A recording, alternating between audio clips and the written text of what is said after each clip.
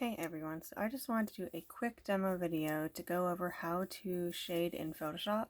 So because we don't have class next week, I didn't want anyone to kind of wait 2 weeks before they kind of asked me how to do it. And I just wanted to review what we went over in class Monday. So quickly first, I have my reference right here. I have my quick sketch. I'm just going to desaturate my reference by doing Command U and dragging the saturation bar to the left. And I have my reference on my top layer. So let me just quickly show you the brush I'm going to use. It's the very first brush in Photoshop, and I'm just going to customize it a bit. So I'm going to first turn off my shape dynamics. So when I apply pressure, it's just one equally shaped circle brush. It's not going to be sensitive to pen pressure like you would with, say, a paintbrush or an inking brush. I'm next going to go and turn on transfer. And I'm going to go up to the first one and just select pen pressure for opacity jitter. So this means the harder I press, the more opaque my brush stroke is going to be. The lighter I press, the more see-through is going to be. And let me just increase my size so you could see. Make sure the spacing is always set to the left. And last thing is I'm going to make this a very soft brush. I don't want it too hard. So you're just going to go right above spacing over here and drag this bar about, I don't know, between 20 and 40%. Now, as you get more with the detail work, you're going to increase the hardness, but for now, we're just quickly going to block in shadow and light. And let me hide that for a second. So next, I like working on a midtone. So instead of having to think about adding all these darks and preserving the highlights, I like working on a dark gray to a middle gray. This way I could think more in terms of just adding and subtracting. 1 second. Alright, so right now I have my top layer, my sketch. My little middle layer is going to be my basically flat, rough paint, and then my bottom is my reference down here. So let's first start. I'm just going to start by, basically I'm just going to grab some of the shadows and start laying in. Usually when I work digitally and I'm painting, I like to add, start with darks and then start with adding lights gradually. Because I feel like when you work too light and you start adding a dark color, it almost muddies it up a little and it doesn't look as nice when you shade.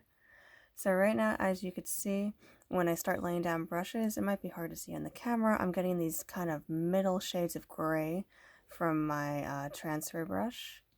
So I'm going to start grabbing those middle tones and I'm going to start basically lightly sweeping them in between my middle tone and my dark tone. So I'm just constantly grabbing, going back and forth. When I do my strokes, I first apply pressure, and as I lift my brush, I kind of gently release it as if I'm building up color with a pencil. So I don't have a Cintiq, I have a tablet, but just to demonstrate on the tablet, when I'm doing brushes, I would follow the shape of the form and constantly work this way.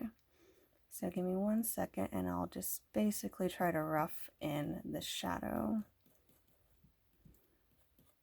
And to get that little eyedropper, I always have my left hand on the Option key on your keyboard. So that's, you could use the eye, but then your hand, it's kind of awkward. It's just easier, especially if you're left-handed, to constantly have your hand on the Option instead of halfway across your keyboard.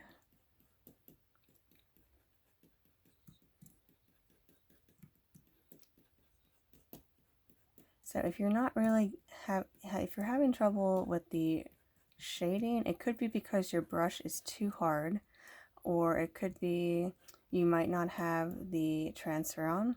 You could also try it by going to the top up here, and you could try making your opacity about between 60 and 80%. I'll do it at 75 right now.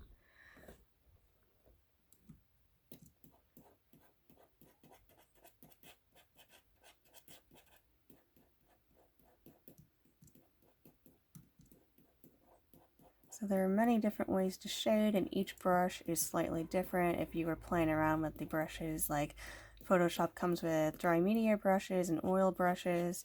For dry media, usually it's very textural. So if you guys are playing with the gouache brush maybe that I gave in class, you'll find blending is totally different. Instead, you start pretty dark and you gradually build up with light, and you could see like little strokes and like dry brush marks underneath, and it's just, you don't really need to smooth it out so much because it's supposed to look like traditional rough media. So again, I'm just going in, gradually building up the lights. I'm not going to jump to highlights until the very end, so don't rush too much. You're just gradually building up the contrast, the midtones. As you can see, I'm grabbing shades over here and just sweeping them basically over to the right.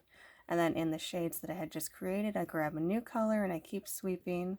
Then I'll go and basically grab some of the lighter color and sweep it to the left, very lightly with my brush. And let me just quickly bang out some of this dark area here. So I'm trying to keep this video short, so I don't want to go and fully render this entire piece. So I'm going to spend most of my attention right now on the eye.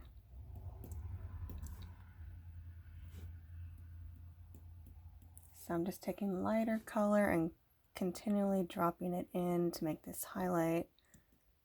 And I'm just going back in some spots with the middle color, just to kind of make it so it's not too light.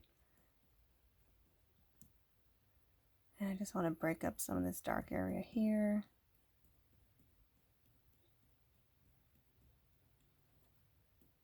And I want to just change the opacity on my sketch a bit, just so I could see my brush strokes better.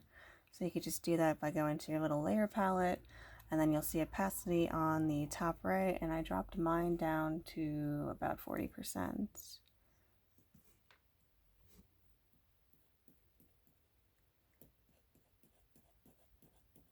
Alright, so I'm just going to quickly jump a little bit into detail.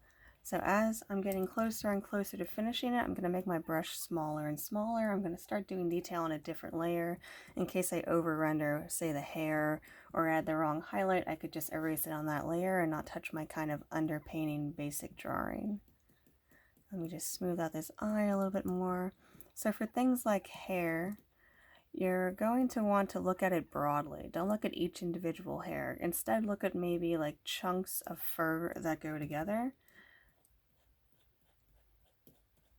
So I'm going to make this about 20 pixel, and I'm going to just go in very lightly on a 70% opacity brush with the transfer set, still doing the round brush. I haven't made it so it's sensitive to pen pressure yet, and I'm just going to start going in.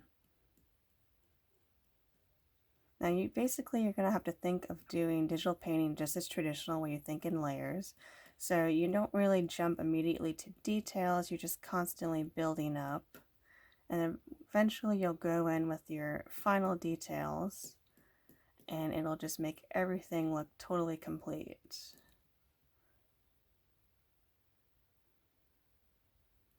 So right here, I'm just applying pressure and slowly releasing pressure as I go around in a circle to create his eye highlight. And I'm just going to extend that highlight a little here. I'm going to option click some area around it to just keep lightly going over that strong highlight I just made. Gather the highlight color again and just go through the center of that. And let's start going more to straight white, and I'm going to turn off my sketch so I could just see my brush work. And I'm just going to add a couple of this. So it's very fuzzy right now because eventually I'm going to go in and add my detail with that hard brush. But it's harder to blend with the hard brush, so I'm still keeping this on a very soft and low opacity. So now let's see, I'm going to make a new layer, and I'm going to go to my brushes, and let's go into the details. I'm going to shift this more to hard, maybe like 90%. I'm going to turn on my shape dynamics up here, and that's just going to make it so I'll get the nice small point with less pressure. And let's finish this. So I'm going to go and start taking my straight black, and I'm just going to quickly start going in.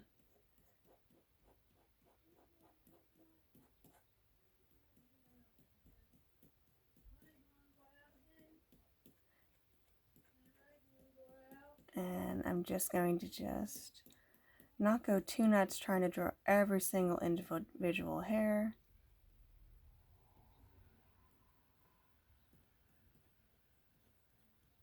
And I'm just going to do a couple of the darks.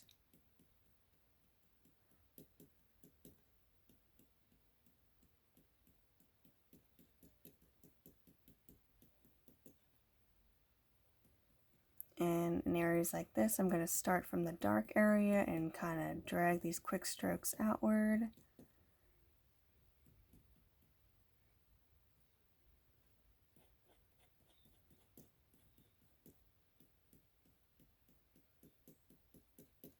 And I'm just going to go and grab some white and drop that in.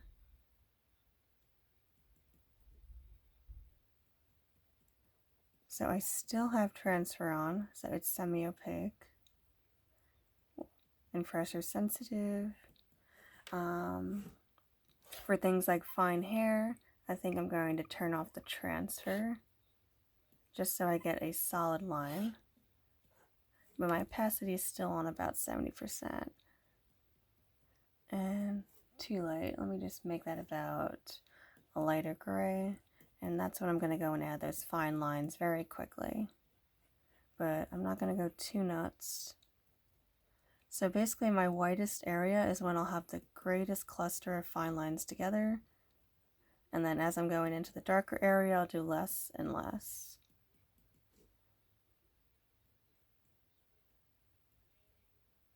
I just went too much there. So I should have used a little bit darker to make it a little bit less contrast and more natural. And when I'm doing these lines, I'm following the shape of the fur in my reference.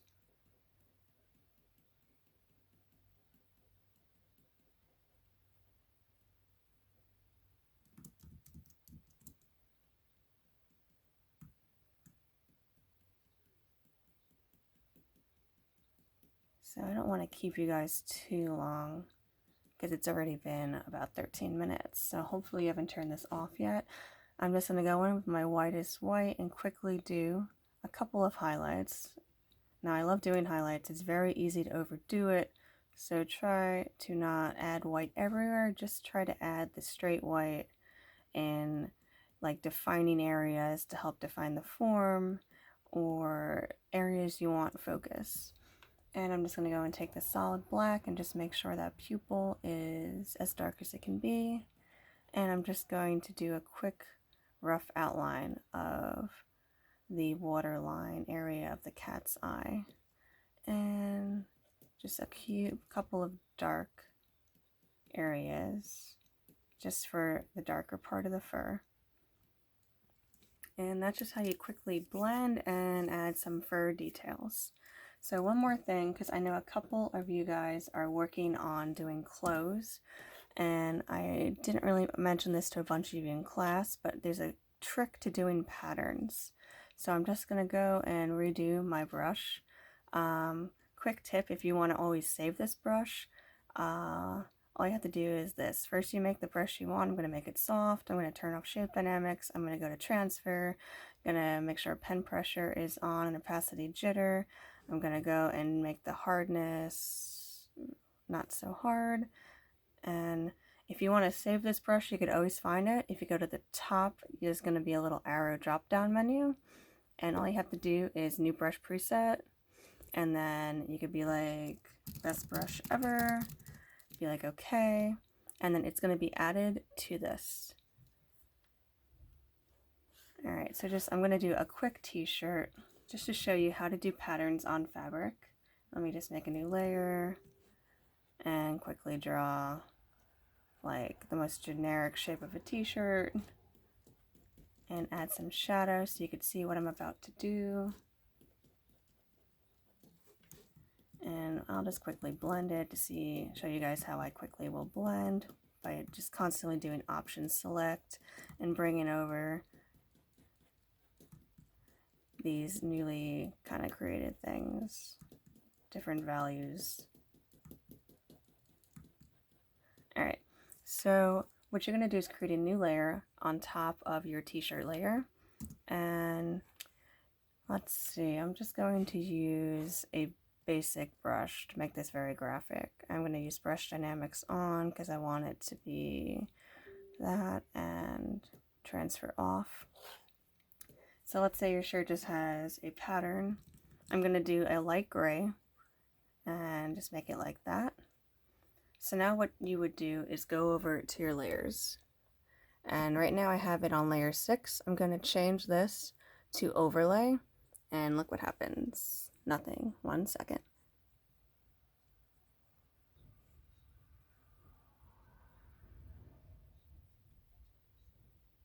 There we go. So it was color dodge. So what it does is it takes your pattern, and you don't have to go and render your pattern to follow the lighting on your shirt.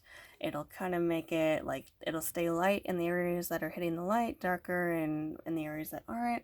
And right now it's very like fake looking. You know, you could blend it in and make it look better, or you could change the opacity on the layer and just soften it a bit. So you could also do, let's see, so I don't have it super bright. I think that's why it's not working on overlay. So let me just play with the levels, and there we go. So you want to almost work with white. So I made the mistake of going with like a light gray. So again, right now it's on overlay. I feel like it looks a little bit more natural, and this is color dodge. Yeah, so if you go too dark on your color, use color dodge, but if you work with a light gray when you're making your pattern, then it works with overlay. So that's about it. If anyone has any questions, you could just go and message me through email, or you could do it in the Basecamp message board. And I'll touch base with you guys next week just to make sure everyone is working okay on their projects.